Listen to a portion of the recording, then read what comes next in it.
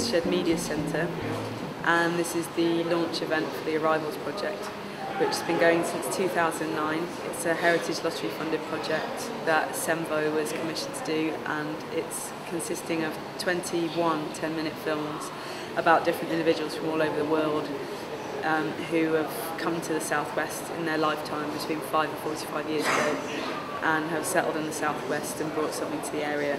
So tonight we're here to kind of celebrate the finishing of the project. We're going to show 3 of the films, and we're going to have a couple of the people who are the participants speaking about their experience, and we're all just going to have some food, take DVDs home and kind of celebrate getting it finished. Well, the project idea came about from actually myself meeting a lot of community people over the last 10 years. And what I was doing was I was listening to their stories, and their stories were about how they came here, how they worked here, lived here, and made a life here. And every person I met, almost every person I met, started with a story of how wonderful or not this experience has been. And they had some amazing stories, truly amazing stories. So as a result, I thought we'll have a great project. We'll think about how can we capture this on film. So I wrote a proposal up and took it to a funder and said, well, we've got this project that we think we could work with and successful. And what do you think? And they said, well, actually, this is a very different, unique project, and that's how it came about. And today I'm really excited about the program, and it's come to an end, and we've done a lot of films, a lot of programs, and a lot of enjoyment and fun actually doing it. So, yeah. Good evening, everyone. Thanks for coming. My name is Naomi Smythe, and I'm very proud to be the director of the Arrivals project. The Arrivals project is now going to be distributed on DVD to schools and community groups across the Southwest as a teaching aid, discussion tool, and an oral history archive of the benefits and struggles of a diverse society. It's also live worldwide on the internet. So thanks for listening, and I'd like to present the 3 films that we've chosen to showcase this evening. Naomi was very persuasive and very gentle with me. And she was really great, and I felt very relaxed all the time during the filming, and Jude as well. Definitely, they made me feel very comfortable, and I have to thank them both for the success of the film. All through my work and my life, and what I realized is not what you have done, what you say you can do. It's those people help you to get there. It's important. So I would like to say a great thank you. Whatever we have achieved on behalf of the Chinese community, I'd like to say thank you for all your support.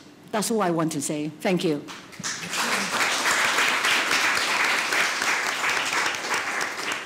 For me, it was very emotional to do this filming.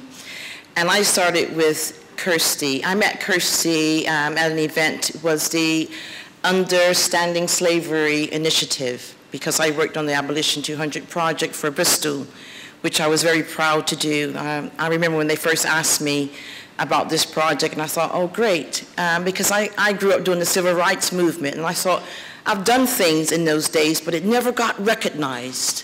Being the first black cheerleader, chief cheerleader in my school, and being the first black kid to eat ice cream in the shop with the white kids. So that's not written in history books or anything. So when I was asked to take part, I thought, oh, great. It's a wonderful thing, because now I got my sisters and brothers back in America doing research and looking up and pulling out old photographs and looking at things and trying to put the pieces together. And it's about where you are as much as it is where you're from. And you make that your home, and you make the people around you your family. And that's what Bristol is all about. We've got so many people from so many different backgrounds. And I always said living in Bristol is like living in a history book, because you get to learn the cultures of so many people, but you get to do it in person, not just reading it in a book. So I would like to thank Kirsty and Jules and Naomi. Jules is just amazing, and they're all so patient with me during this filming. So I want to thank you all. Thank you so much. Thank you. Thank you very, very much for coming.